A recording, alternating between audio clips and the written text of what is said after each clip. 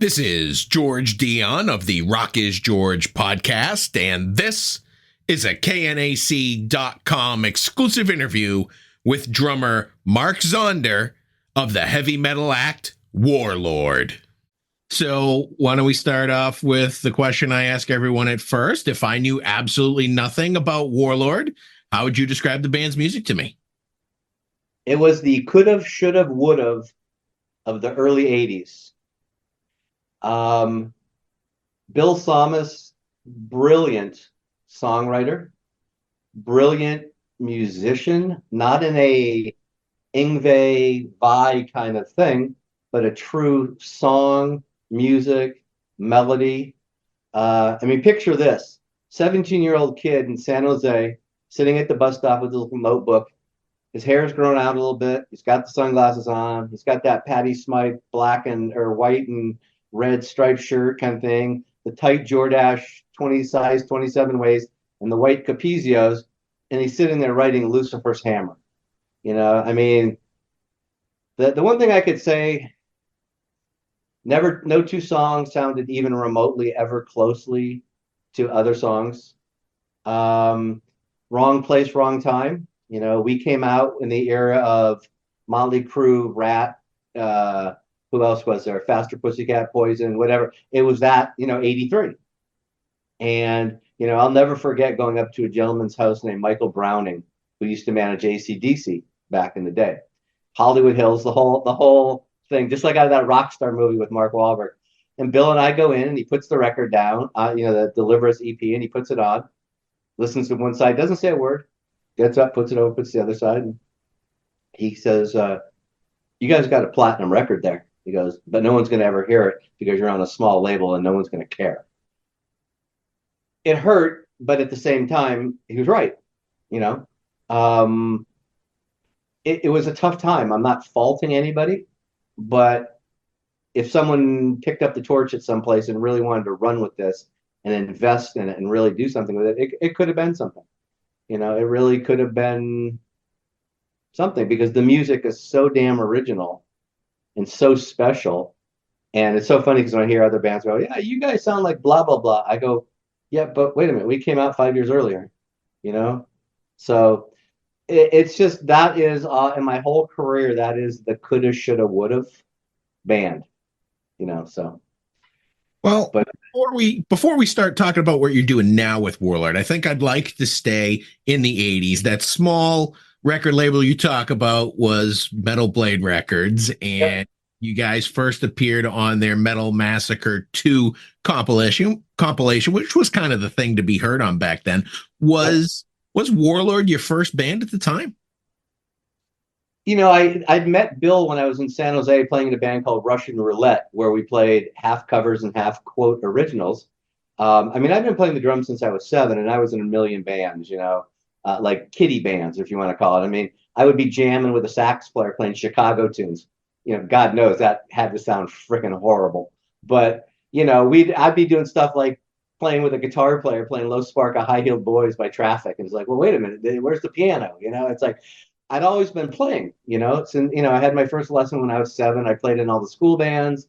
I stood up there on the stage in front of the thing, had to play my 5-stroke roll, 7-stroke roll. We're talking 50 some odd years ago, and it's like it is yesterday. Mr. Taxi was the name of the music teacher. Classic tortoiseshell glasses, kind of going bald, had the jacket with the leather patches. I'll never forget it to this day. And I remember every single one of my teachers. I had a great teacher named Forrest Elledge. He was the drummer on the Merv Griffin show. And I don't know if you remember Merv Griffin. Like Mike Douglas, 3:30 in the afternoon, I'd be getting out of school, get on my little bike with my peachy folder, my sticks strapped in, and ride down the music store. He was just getting up. Okay. This was the guy with the vest and the silk shirt, the big floppy mustache, the cigarette and the cup of coffee. And we'd sit at like a drum set, each with a bass, the bass drum we shared kind of thing. And we'd do like, Beatles tunes from, but like Let It Be and Eleanor Rigby, but from the Aretha Franklin live album. So I remember all that stuff, but yeah, Brian was great. Slagle, in Metal Blade, and I can't. There's nothing you can say, yeah, it would have been great if he would have took that band in his pet project and really pushed and pushed and pushed. But we were all new at that time. No one knew, and we were different. I remember very distinctly when a band like Motley Crue would get signed, every other major label in town needed to go find their Motley Crue. Kind of got to look that way. You got to kind of sound that way. We weren't that. We were definitely not. We were Rainbow, Deep Purple, Sabbath, whatever. Uriah Heep. That's what we were doing. So, again, I'll always be thankful for Brian, and even today, A through Z's on Metal Blade. So everything's great there. But there was, before Metal Massacre, there was a guy named Mark. I forgot what his name was, but he had the same idea that Brian did, but it was called Heavy Metal Rules. And the only thing we really got out of it was a T-shirt. And Steeler was going to be on it at the time when Yngwie was in Steeler with Ron Keel. And that never came to be. But that was that thing of everybody scrambling to get on a record. When we had the opportunity for Metal Massacre 2, I mean, needless to say, we jumped all over it. There's no question about it. But yeah, that was a very interesting time. It was great. I mean, I guess it wasn't necessarily so interesting. It was great. No responsibilities. We were chasing the dream. That's all there was to it. We were doing what a million other guys with long hair were doing. So, but it was great. It was a great scene. There was always bands playing at different places. So no, it was a great time to be alive. And to anybody who's listening who didn't experience it and hear the stories, that's about 1/10 of what really was happening. So it's the censored version. It was out of hand completely. It was LA's version of Club 54 or whatever that in New York, what it was, kind of thing. It was good. So when you say your music was unique, it was sort of the beginning of what some have called epic metal, sort of fantasy meets heavy metal. In fact, you guys kind of took on some personas. You didn't go by your real name. You went by nicknames, correct? Well, that's the interesting thing that a lot of people don't know because it never really came to fruition. But Bill had a whole plan. Bill had movies. Bill had books. Bill had each character. This is way before Kiss was doing it. As far as like the individual character and what they actually meant and what their story was and how it came together as a warlord. No, Bill had all kinds of different things. And I do find it funny to this day that when we first came out with that, we were mocked, we were ridiculed, everything else you could think of. But look around today and look at some of the names going down. It's like, please, Bill was definitely ahead of his time. You know what I mean? So yeah, it was kind of getting that way. It was supposed to be a little bigger than life, and it really wasn't about, hey, look at me play or look at me play. It was the whole Bill had it was more of a concept. Warlord released some music throughout the 80s. You mentioned Lucifer's Hammer, the single that was on Metal Massacre 2. You had the mini album Deliver Us, which is cited as an influence with a lot of metal bands that came out of that era as well. In 84, you did Cannons of Destruction. Cannons of Destruction Have Begun. This is kind of where the band went wayward. So what happened at the end of 84 where Warlord kind of ceased to be? Well, basically what happened was there was no money for the band. And it really just kind of came down to a thing where Bill kind of got, I don't want to say tired of it, but it was really frustrating. Okay, we're in this place called Warlord Manor, which is the upstairs of this warehouse where we're living with the cockroaches, which is cool because we cut a deal and everything. You don't bother us, we don't bother you. Homemade shower in the bathroom out of the sink kind of thing. LA, 104 degrees in the valley, no AC, and a window about the size of your computer monitor that would stick a fan in. My cymbals would get to the point where they're so hot you couldn't touch them. And it was cool though for a few years, no problem. We were doing, everything was cool. And then you go through this whole singer debacle over and over again, but just can't lock in the singer. And I think Bill just really got to that point of like, I just can't keep doing this anymore. Not in that particular space at that particular time. Not that he gave up music or anything like that. Just this thing of just grinding it out at Warlord Manor.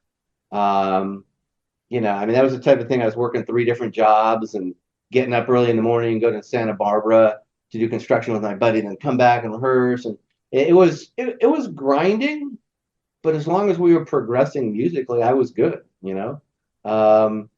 But Bill looked at it a little differently, and it was just kind of like it's like enough, you know.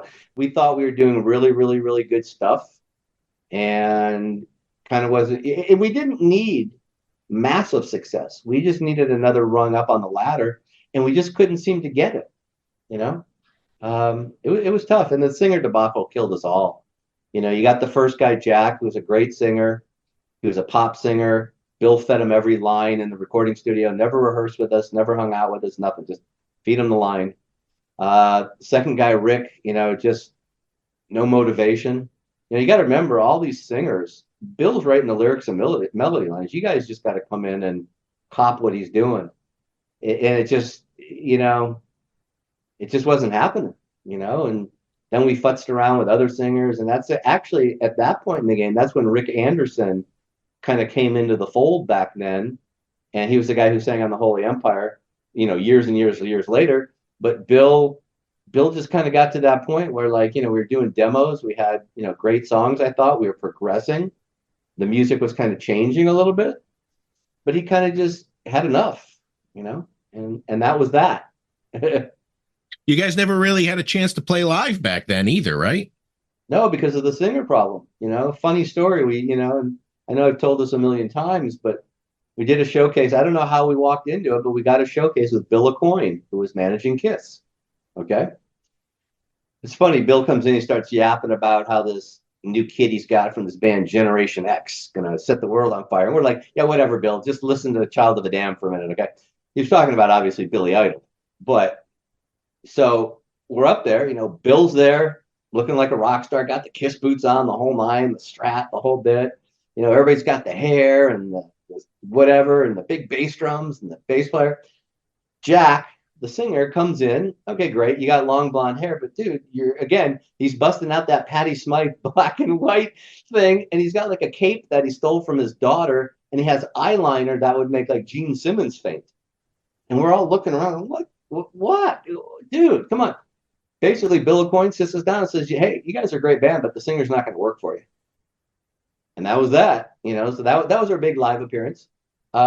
We did play plenty of gigs without a singer in our rehearsal space for a lot of people that would sit on the floor, whether it was Robin Crosby or Yngwie or a host of other people that, you know, Ron Keel from Steeler, you know, would drop by Warlord Manor, you know, and we'd do our thing. But yeah, it was the singer that really was the problem. And yes, we auditioned Jeff Scott Soto. Well, I'm not sure if it was so much auditioning, but we talked to Jeff Scott Soto. We talked to Mark Bowles. We talked to Neil Turpin.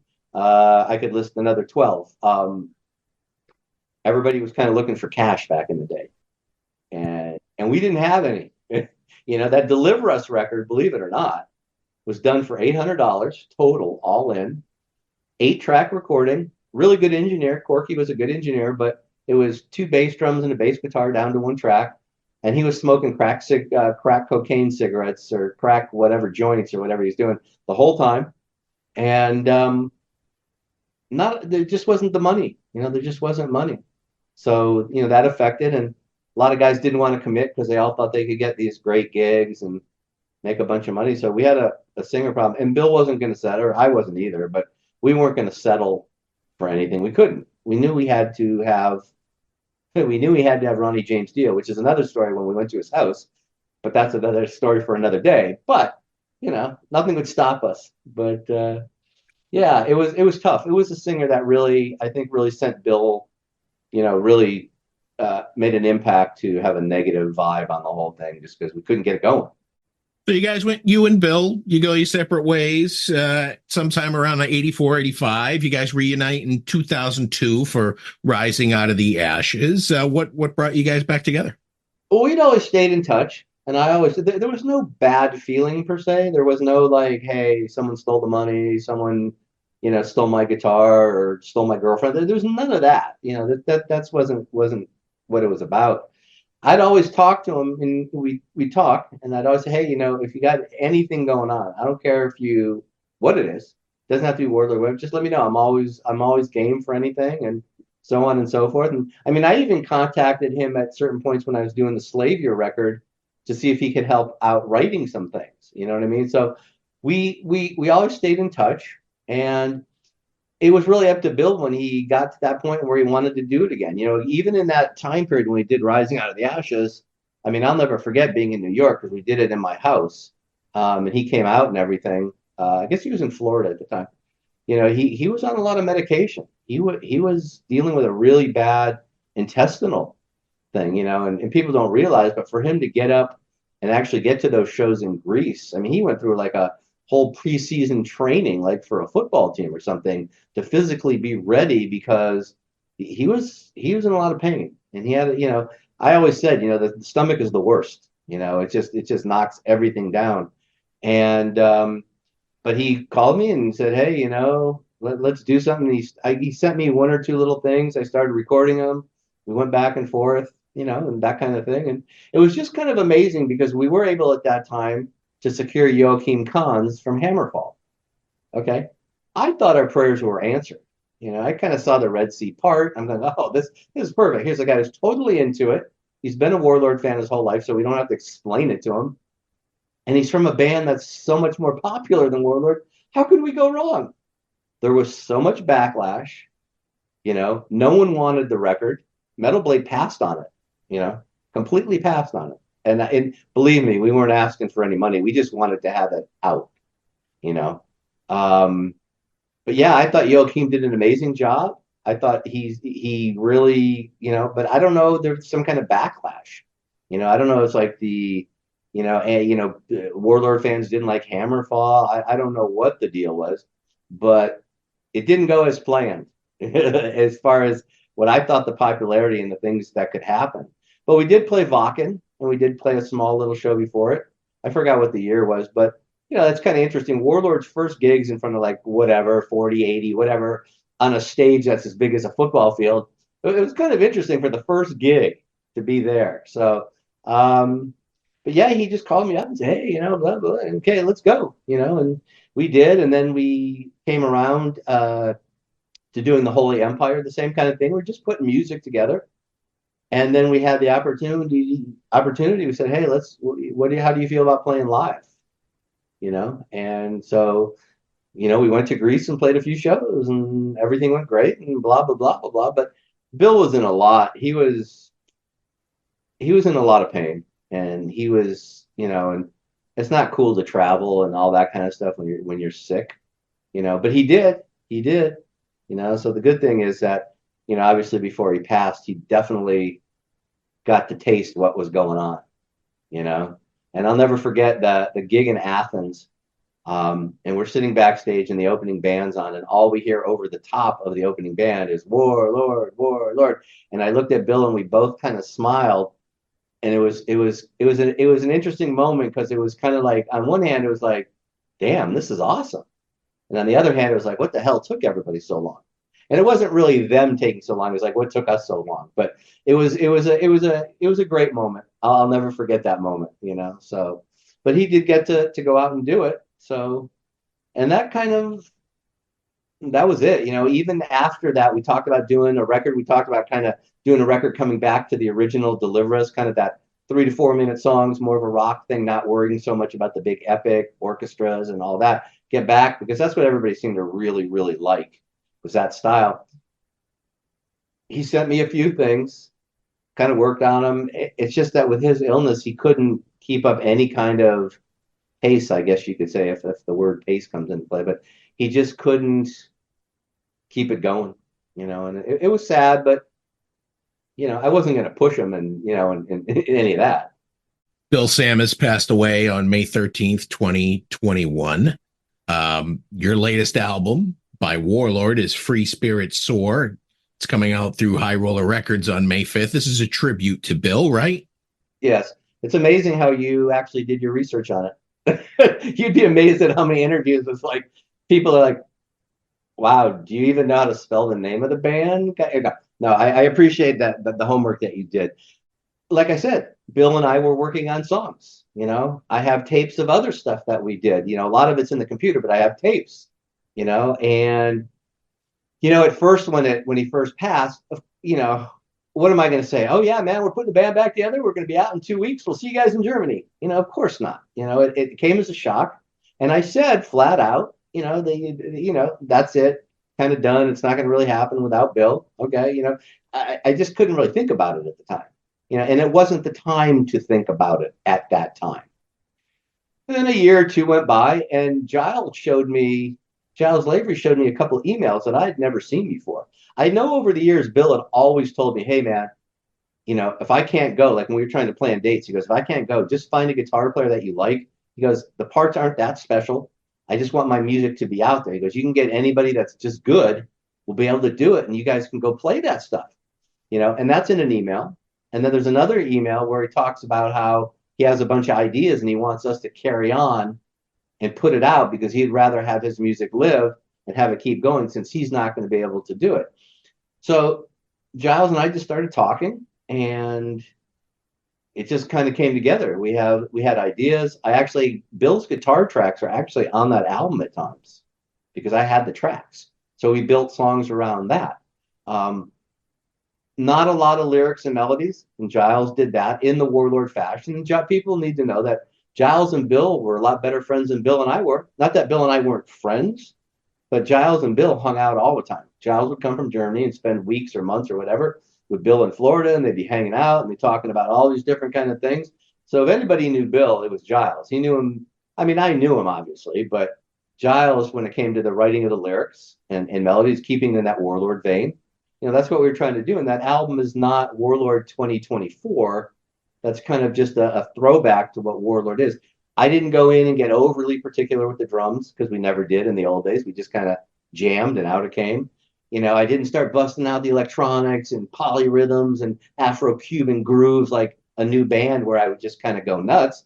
It was in the Warlord vein. It was really easy to do. Obviously, it comes right up. It's no problem. Okay, that's Bill's guitar. Okay, let's play. And that's kind of where we went with it, and it's definitely a tribute to Bill. It's his music being kept alive. And, someone had to play it. Someone had to put it together. Someone had to arrange it. Jimmy Giles and the guitar player, Eric, did an amazing job. I just kind of played the drums, to be honest with you. They handled all that kind of thing of putting the parts together. And some of it was a little bit of it took a little work. It's not like we just had 10 songs laid out. Okay, Mark, here we go.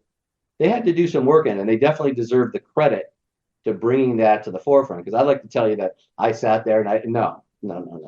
They did it. And, Eric, the guitar player who has to put into Bill's shoes, totally got what was going on. I mean, he broke it down. He has Bill's sound down to a T. He knows that he's supposed to be Bill. It's not supposed to be, hey, look at my little riff that I'm adding. It's Bill. It's in the Warlord vein. And Warlord was never about the look at me. It was a unit. So he's done an amazing job. It's great to deal with professionals. And it came out very well. I think we should clarify how Giles Lavery ended up in Warlord. He appeared on your Live in Athens release in 2015, correct?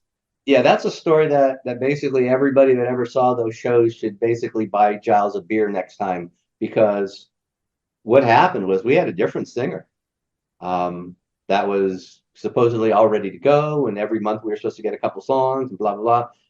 And then about 3 weeks before the gigs in Athens, me and Bill just went, this ain't happening, man. This ain't happening. This isn't happening.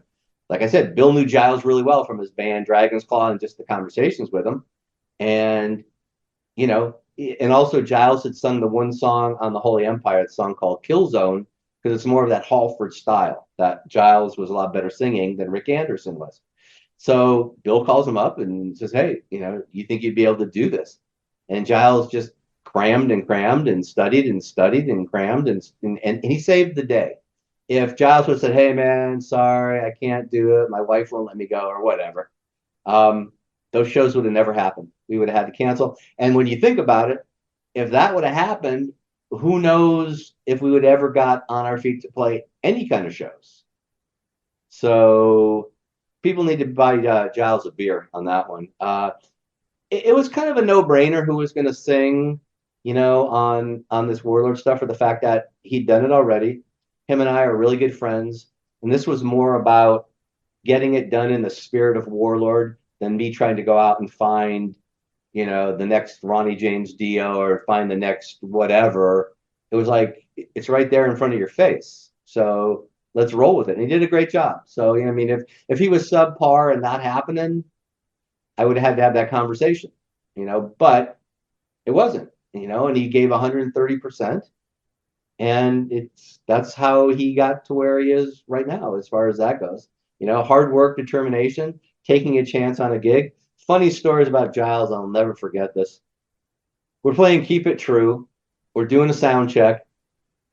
You know, the vendors are setting up all their t-shirts and whatever, and we do sound check, and we come off a sound check, and he goes, "Man, that's the most people I've ever played in front of my life." I'm like, dude, it's a sound check. And right then my heart kind of sank. I'm thinking, so what's going to happen when 4,000 people come in here? You know, what's going to happen? He did fine, a little nervous and everything, but it was just when we came off, he goes, "Man, that was the most people I ever played in front of." I said, "Oh boy." But no, he did a great job and does a great job. So you can't, you know, and he's even just gotten better as the time went on, the confidence factor and everything else. So no, he's going to be great when we go out and play live. He does sound great on Free Spirit Soar. Actually, a great album overall. Is this a concept album, or is it just that Bill kind of wrote in that fantasy story way a lot? It's just kind of in the Warlord way. There's no, it's like I said, we kind of picked and we used Bill's, you know, previous materials and stuff. You know, as I remember, a couple of those songs were like Lordian Guard songs and stuff that were done, you know, drum machine and maybe female vocal or whatever, and it wasn't really sussed out as a band. And then other ideas like Conquerors and a couple other ones, Alarms of War, I think. I mean, I have them here in my computer because we were working on stuff. So I have it and I had it. There was no concept behind it. It was just, hey, you know, we've got this music. It's going to be fun. Why not? You know, and that's what really drove it. It drove it. You know, the $500,000 advance that we got helped too. But no, it's no, there's no $500,000 advance. It was all for the love of the music. You know, Giles is one of those guys, love the music. Jimmy Waldo, no matter what he does, is for the love of the music. You know, Bino is Bino, and he's going to be where I'm going to be, and vice versa.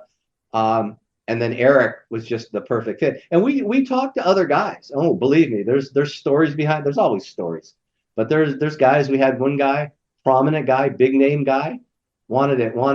Great. Okay, cool. I swear he fell off the planet. All of a sudden, we weren't getting the emails from him. We weren't getting the text. Where'd this guy go? He was supposed to do this and this, and he was going to do that. It's like you know how flaky musicians are. But Eric, you know, everything, you know, like I always say, it's all good until it's not. But he's been great, been absolutely fantastic. I was actually surprised to see Jimmy Waldo in the list of players on this one. This isn't really the sound he's known for. The interesting thing about Jimmy is two things. Number one, Giles has known him for a long time. I've known him since the Graham Bonnet days when we were doing that, and we've just been friends. I mean, we're both older than most of the other people, so we kind of have relatability in certain subjects, and he's been through some things. Just like Eric, though, Jimmy went into it and copped what was there, you know, and got the idea. Okay, he's using the Moog Mellotron here or whatever. He's using this, he's using that. You know, Jimmy's not going to come out playing honky tonk piano because he again, as a professional musician, you know, great writer, you know, great player, and more importantly, knows his role. He knows his role. That's the key. And he went into it like Eric did, and they studied it. You know, it's like kind of reminds me of when I played with Graham Bonnet and we were doing the Rainbow songs with Cozy Powell. Yeah, it would have been easy. I know the songs. It would have been easy just to go jam them. But I sat down and learned them note for note and hit for hit and got the whole philosophy going of what was going through his head when he was playing. And that's what those guys did, you know, and it shows. You're releasing the music from this album sort of in an old school way. You have the Conquerors single 7-inch with a B-side coming out on April 12th, and that's kind of the advance on the full album coming out on May 5th, right? Yep. High Roller has always been in Warlord's corner, going back with all the reissues and stuff like that.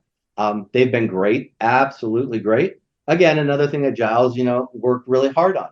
all those. Another thing Warlord fans should buy Giles a beer for is all those releases in the past. Trust me, it was Giles' hard work. I mean, I did what I needed to do, and if he needed something, but he's the one who did all the legwork and did this and did that, and like he really, it's a big passion project for him. So you got to, tip your hat to that. But High Roller's been great. They are kind of doing it old school, and I definitely appreciate them, and they're pro. That's all I can say. They're pro, professional. And you mentioned the back catalog in addition to Free Spirit Soar, the new album. High Roller's going deep into the back catalog. I saw that And the Cannons of Destruction have began is getting a re-release on April 26th on vinyl. And there's other back catalog releases already available at High Roller. Yeah, they basically covered the collection. And again, Giles hunted down all these obscure demos and, and all this stuff that I had no idea was still even around. So those packages that they put out, and what's cool about High Roller too, besides that $250,000 advance, is the fact that when they do a package, it's full blown. I mean, I'm pulling posters out, I'm pulling stuff out. I'm going, man, if I was a fan of this band and I was a kid or younger, like I go, wow, this is old school, kind of like we talked about with the A through Z too. If you're going to do it, do it the right way, and they did. They absolutely did.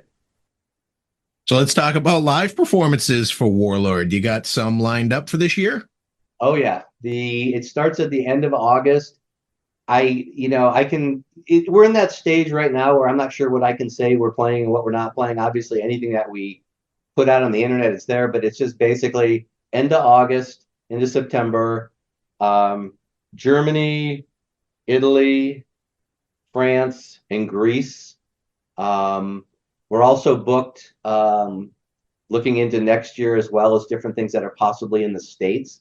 So it's rolling really well. It's rolling better than we thought it was. I was under the impression that what we're going to need to do is go out and tear it up. And then people will go, oh, this is for real. And again, when we go live, there's no ad lib, no blues jams. It's note for note. We're basically playing the same set we did when we played with Bill. So we're playing it note for note. Those guys right now, Diego and Eric, the two guitar players, they live very close to each other. I've sent them over the tracks because I had the breakout of the multi-tracks minus the guitars, and it's gonna be spot on. It's gonna be spot on. If Giles doesn't choke, but no, it'll be spot on. And then very exciting. Very excited about it, and just the music. It's about the music. That's the thing. No drum solos, no guitar solos. No, it's just going to be song. That's the one thing I discussed with Giles. So I go, if nothing else, this band, okay, this guitar player plays faster, this drummer plays double kick quicker, whatever. We got the songs, and to me, that's more important than anything else. And I'm sitting in this room behind me, banging through those 17 songs, and it's all coming back to me. The memories of Bill, just the pure, unadulterated love for, playing those songs, and it's, like I said, it was the coulda, shoulda, woulda, and now's the time that, we can do what we need to do. And it's just fun. I love those songs. I don't get tired of them. Then again, Warlord hasn't been on 12 world tours either, so maybe that's part of it. But I always was a late bloomer, so it's working out well. Now, you mentioned in your first reunion that there was some pushback from fans. There's been a little pushback about the current Warlord incarnation, but as you mentioned, this has Bill's full support. He supports you guys going forward without him. So I think when it comes to pushback situations, I think it's really just people being angry for the sake that they can be angry. Well, like, what did Taylor Swift say? Something about the haters or something? It's like, the story I told Giles the other day, I go, Giles, picture this. My favorite band basically of all time was Journey, or is Journey, whatever is Journey. But I was into them in the first 3 albums before Steve Perry. When we were in the Bay Area, we'd see them all the time at 250-seat clubs. It's just, that was the band. I mean, it was just like, that was the band. Could you imagine, me calling up Herbie Herbert, the manager, or writing him a letter saying, how dare you bring in Steve Perry? You're ruining my favorite band, blah, blah, blah. Could you imagine that? But people today have no problem saying whatever they think's on their mind. If you don't like it, that's why there's an on-off, okay? Turn it off. You know, it's not affecting you in any way. And then the other thing that I always kind of cracks me up, people, we didn't kick him out of the band. He died, okay? We're not ripping him off. We're not, I mean, all we're trying to do is bring it out. And there's been enough positive support that I'm not worried about it, but it just amazes me sometimes, you know, a pushback on what? So, I don't know, Pantera seems to be doing pretty good. You know what I mean? Riot seems to be doing okay. You know, again, you know, when people die, what are you supposed to, is your whole life supposed to just collapse? You know, so it's going to be what it's going to be. I know, just like Trump said, the quote, revenge is in success. And we're going to be a hot live band. You know, we got young guys in it, thank God. So it's not a bunch of old dudes. And it's going to be rocking, you know, in Bill's memory. And everybody knows it's his music. We're not trying to, you know, play a spin on it or nothing like that, you know. So no, it'll be good. So with the new album, Free Spirit Soar, and the tour and kind of the back catalog reissues, is this the farewell to Warlord, or is this the start of something new? See, I'm afraid to say anything right now because there are going to be people come back and like bust it out. Here, look, you know, on George's show, Mark said this. No, I don't know. You know, I really don't know. Yes, no, maybe. I kind of, you know, as I get older, maybe don't say no to certain things. You know, don't automatically say no if there's interest. I would say the driving force would be interest. Because if no one cared, why are we doing this? You know what I mean? You know, it does look like if there is anything moving forward, though, it would be obviously with these guys, but kind of there's not a lot of Bill music left, as they say. So it would be carrying on the name and the same tradition that a lot of bands have carried on. And again, you know, people are, oh, why don't you change the name? It's like, why should I? Why should I? I'm part of the band. Why should I?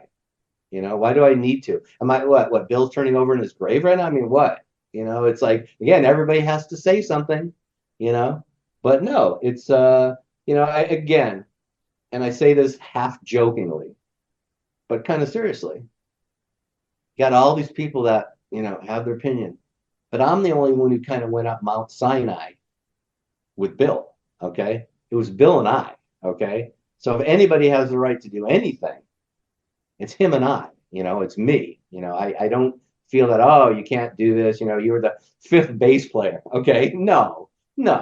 I was there when it was just him and me jamming in that warehouse. He had his Kiss boots on. We're playing Battle of the Living Dead at like way too fast.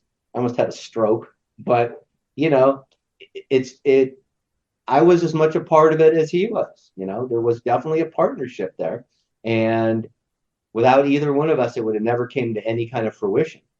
You know, when these people, I mean, back in the day, when these people would write in to the Warlord fan club that we had the little thing, I was the guy who took it on my little IBM Selectric. I'd write them back a note, stamp it, you know, the whole bit, and then I'd cut their address out and paste it in a book. So I had all their addresses moving forward, you know. So it takes more than just the music in a band to get things going, you know. So no, it was, you know, like I said, I mean, I'll obviously never forget, but you know, it was a great partnership. We definitely knew that expression of stay in your lane kind of thing. You know, hey Bill, check out these lyrics. No, you know, and he wouldn't come to me and say, you know, anything on the business side or the drum side of things. So it was a perfect partnership as far as that goes. I don't ever remember. I don't think we ever argued per se. I really don't, and I really don't.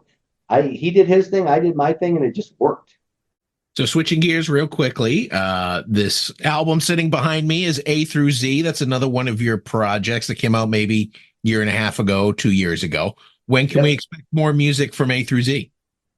Technically, we're about this far from done of the recording of the second record. Um, there was a change, and so the new lineup and the guys that we were writing with, obviously it's Philip, obviously it's Ray, but what was that guy's name? Oh, Jimmy Waldo. Jimmy Waldo, Nick Van Dyke from the band Redemption, and also playing guitar on a lot of stuff is Simone. I guess his last name is produced Molaroni. I'm not sure if you're familiar with him. Absolutely familiar with him. DGM. Okay, yeah, and he's the guy who mixed that record, Nice. and he's going to be mixing the second one. But he just added such a beautiful touch to it, and it was one of those things where after that first record, and you and I have talked in depth about it, but I can't be held up by other people in my career, especially when I'm putting 110% into it, financing it, picking up the towels, cleaning up the shower, doing everything for it. I just couldn't do that. So it was time to make a change. And, the stars aligned, and there's a great story with me and Nick. And I've known Nick for 30 years, probably, or something to that effect. Really, really, really good friend. And it just worked out. The music is heavier, not heavier in a Pantera way, mind you, but a little bit more guitar oriented, a little bit, definitely a lot more bang for your buck per se. Still use Hugh Syme to do the album cover, so we're keeping kind of a tradition, building basically a brand. I don't want to say it's a franchise per se because we're not franchising it out, but it's more of a brand. And again, it's coming back to the music. It's about the songs that A through Z provides. It's not so much about necessarily who's playing it as much as it is the product that comes out and that comes with it. When, again, this is just business 101. We're trying to sell something. So am I going to sell it in a little cardboard sleeve, or am I going to give them a full blown thing that they're going to go, oh, wow, this is great. So keeping along the same lines, everything's great. The music, very proud of it. It's definitely, I'm not going to say more proggy, but a touch. Some really cool things in there. Philip Bino busts out the cello, so it's cool. It's cool. It's very proud of it, and can't wait to get it done. But it's sitting right there, just waiting for another vocal, one last song, to be recorded, kind of thing. Yep. So we're it's taken a while, unfortunately, but it's rolling. Everything's good. Yeah, like I said, here I am. I'm busier than ever. So it hopefully it'll work out because you got the Warlord touring stuff, August, September kind of thing, possibly, and then hopefully the release of the A through Z record and touring for that, like coming up after that kind of thing. Also, we want to kind of get the Warlord thing to the point of like, you can get a phone call and play that weekend kind of thing. That the guys are that tight. Maybe one rehearsal, whatever, but just have it so you can always be playing, not, oh man, okay, here we go. We got to book this 9 months in advance and stuff. So just to really have that availability to go out and play shows when they're available. I'm excited about Nick Van Dyke being involved and Jimmy Waldo being involved in that because I love Redemption and I love Alcatraz, and it seems like two perfect additions to A through Z. Yes, absolutely, no doubt. But I'll be honest with you, man, Simone just kicks my ass. I'm sorry. He again, a guy who is playing for the song, and just, we built this cake, and Simone just put the frosting on the top of it. And I get goosebumps when I hear some of this stuff and the originality. And yes, there's some shredding in it, but it's not that. It's the choice of the note. It's the bending of the note. It's the holding of the note, the singing of the note that just that gets me. If I never heard a guy play 32nd or 64th notes the rest of my life, I'd be fine. Okay. I was more into the melodic, whether it's Gary Moore or Neil Schon or Ronnie Montrose or whatever. But he just, and I know he can do it all, because it's obviously his band isn't like this. It's a different style of a band. But he walks into this, and I get the stuff back from him, and I'm like, oh my God, it's great. But no, everybody's great. And again, it comes down to all pros, just professional, just bing bang boom, professional. It's been a pleasure. Do you have time to work on any other music projects? I'm fortunate enough to put myself in the situation where, 24/7, basically, besides feeding the dog, I'm good. I'm always open to everything. I do a lot of recording for other people sometimes, cutting drum tracks, because I do have the studio at home here and, and all that kind of great stuff that I've had for years. And I've done a lot of work and a lot of different records and projects. But, I'm really of that mindset of, don't turn anything down. I'm kind of open to everything. I mean, I have to like it, obviously. Well, it's one or two things. You got to really like it. And that goes to my thing when I went to Sweden for a one-off with Joachim Kahns and his solo project. So going to Sweden for a one-off, I love the guys. I love the music. A lot of money, no. But if it's horrible and I don't like it, but it's paying a lot of money, it's going to be life-changing, I'm in. Hey, my kids need to go to college just like everybody else's. So I'm in. But no, I'm game for anything. Just like most musicians, I would think. Well, Mark, those are all the questions I have for you today. The new Warlord release is Free Spirit Soar, out on May 5th through High Roller Records. Another great album, and it's always a pleasure talking to you, and I'm glad that we had the chance to talk about the history of Warlord and what's going on now. Awesome. I really appreciate it, man. You've always been a big, big, big fan and big supporter, so definitely appreciate it, and I definitely appreciate your time.